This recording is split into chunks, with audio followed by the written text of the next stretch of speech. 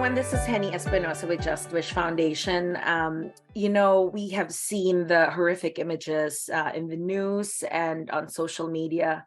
From millions of people have been affected by a 7.8 magnitude quake that hit Turkey and Syria, and so many people are needing help. And today we are joined by Armand Viscari, who is from Project Hope, a group that's really stepping up to make sure that help is given where it is very much needed. So thank you for joining us, Armand. Absolutely. Thanks for having me on, Henny. I appreciate it. Armand, tell us, I understand you just came back from Turkey. What was it like being there, witnessing for yourself the devastation of this quake, and all of these people still calling out for help, still needing help?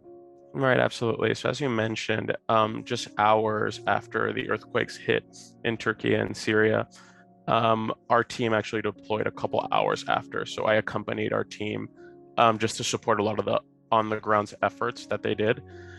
So obviously it was very devastating to see, very impactful. I think one thing people fail to mention is aside from that is incredibly cold. I mean, they're going through freezing temperatures right now. I mean, it was about 20 degrees when we landed. And so we visited a lot of the areas that received most of the devastation. So these are in Antakya, and then our team at that point in time was based out of Gaziantep. And so you couldn't at that point even reach an airport there. So what our team did is we took a flight from the United States to Istanbul. Although we have other members that are in different parts of the world, we actually have locals that we work with in Turkey as well.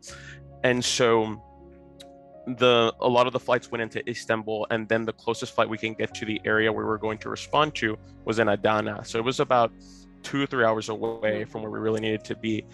And of course, there are various different challenges you face. I mean, roads were damaged. I think another thing is, I mean, the minute we landed in Turkey, there wasn't a person that you'd met that hadn't been impacted by this in some shape or form. And I don't mean facing the shakes of the earthquake, but everyone you would meet, I mean, they would see that we were there from a humanitarian aid organization, and they would tell us that they had lost a loved one or they hadn't heard from a loved one. So there's not a person you met that hadn't been impacted by just some of the effects of the earthquake.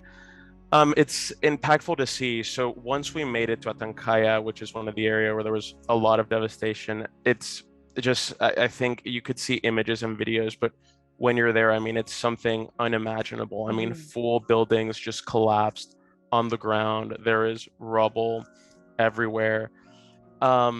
Just some things that I know our team will never forget. So once you get there, you will see like families waiting outside of the devastation. There'd be families living in their cars, and they would have their cars parked outside of the rubble, hoping to hear back from loved ones that they know that should be under there, right?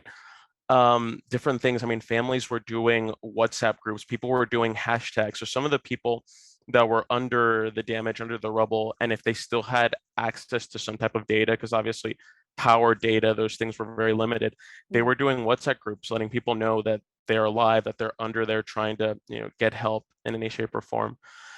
The big thing is, a lot of people, aside from losing loved ones, I mean, they've lost their home, they lost their everything. So you would see people living outside of tents.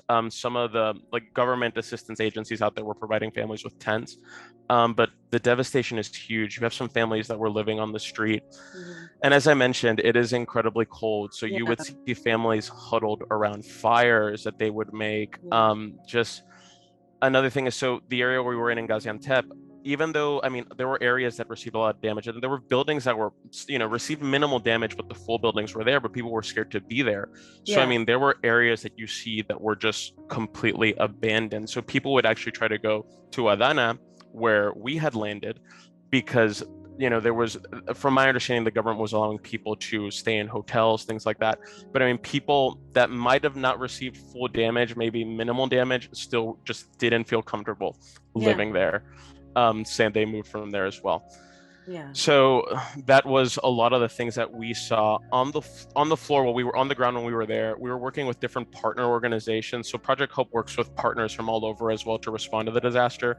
So in hours we were there, we were working on search and rescue with the search and rescue canines there's an organization that we're working locally with Turkey, and another one that actually came from Spain, and they had the search and rescue dogs, and so they were looking through the rubble. Unfortunately, there wasn't anyone that they were able to find alive, but they did find just bodies, to be honest with you. And as saddening as it sounds, it was able to give some Mm, families closure. It was able to give some families the ability to do, funeral services, things like yeah, that. Obviously, there's some families that weren't giving up hope. And there were miracles that took place. I mean, and you see it in the headlines, you see it everywhere about people that were able to survive after 6, 7 days in the yeah, rubble. One thing that I will say is just the Turkish people are incredibly strong, yeah. because you would meet some of these folks and they would know that their loved ones were there. And at least, from the outside, they seemed incredibly strong and holding on to any hope that they can have. So I thought it was an incredibly admirable thing.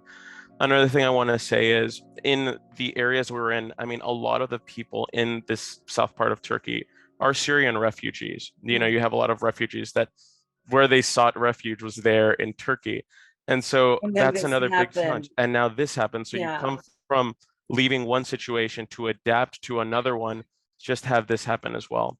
So this that is. was another sad I thing. can't even imagine like the strength and the resilience and the you have to dig deep to find that faith and hope that could carry you through, because as you were saying, it's kind of one after another of just unimaginable challenge. So many of the those affected, Armand, are children, I understand. I mean, I saw this image of a father trying to hold on, under the rubble to his kid's hand, just to give the kid some hope that help is coming.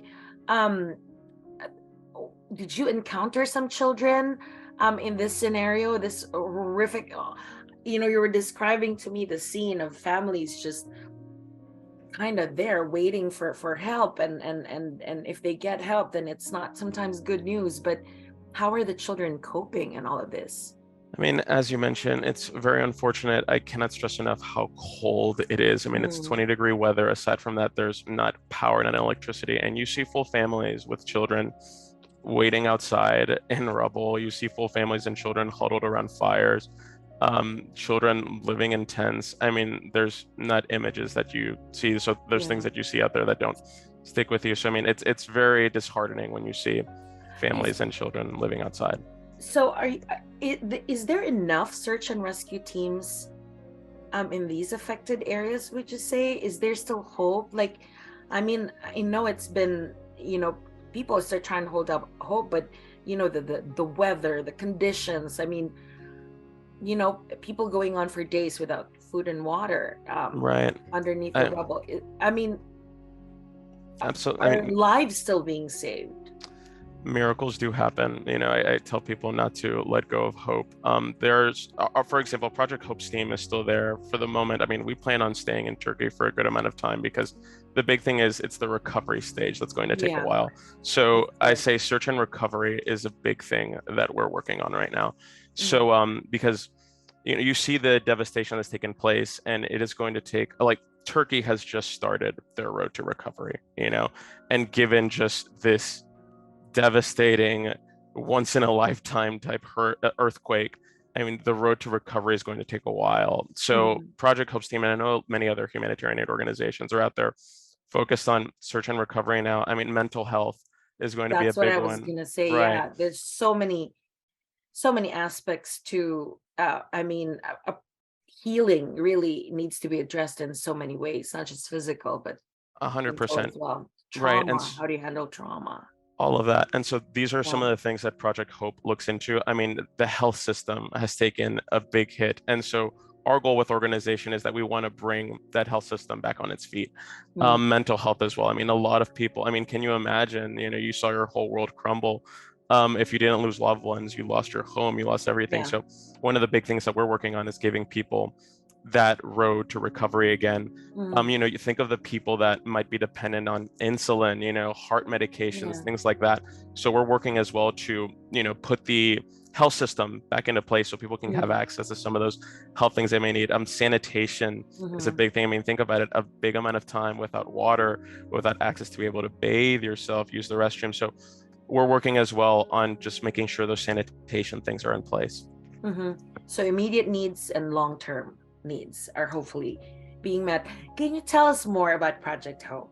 How was Yeah, this founded? absolutely. Where did you guys um kind of how did you guys get to this point that you're now able to give help, in areas that really need help most?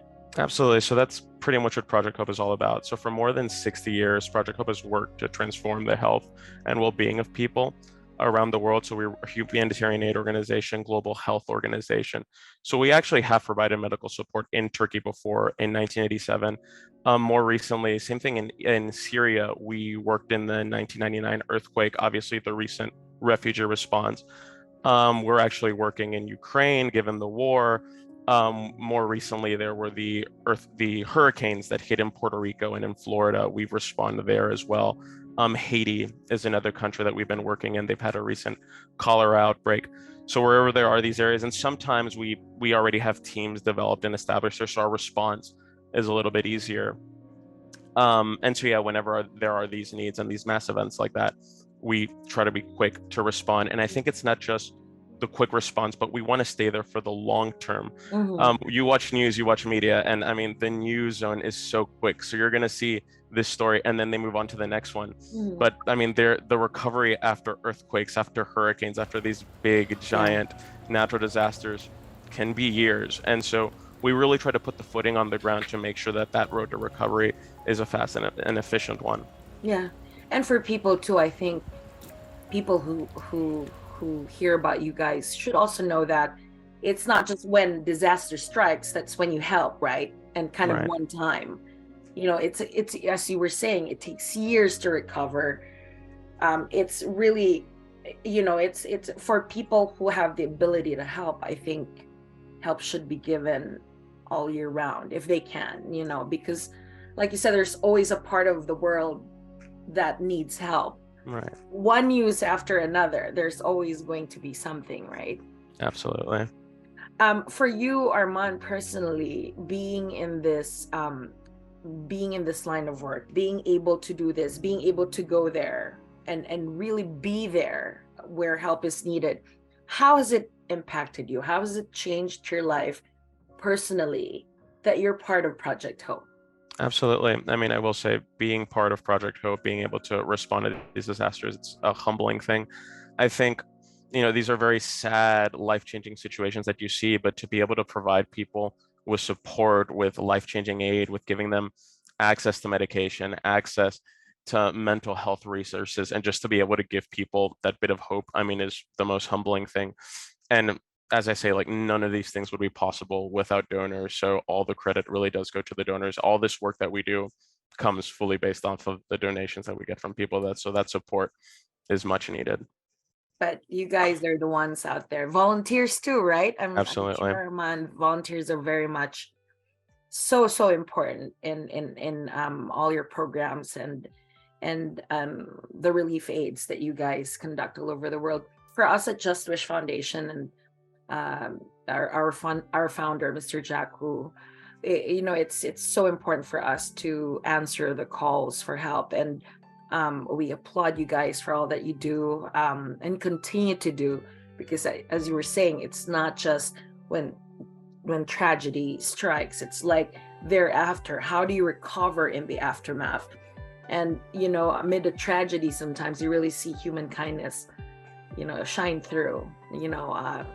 You see the best in humanity sometimes, amid the darkness and the challenges and all that. And we are rooting for Turkey and Syria and all the other people that need help all over the world. And we just want to do our part by sending also our own monetary donation. But this should also be an encouragement for others to also step up and do what they can in any little way, whether it's donation, whether it's volunteer work, whether it's just sending out messages of hope maybe to people that need it now, because this is we all need to rally around each other in this time of need. So Absolutely. No, and we thank you so appreciate your much, help. No, Armand. Thank you thank you. so much, Project Hope.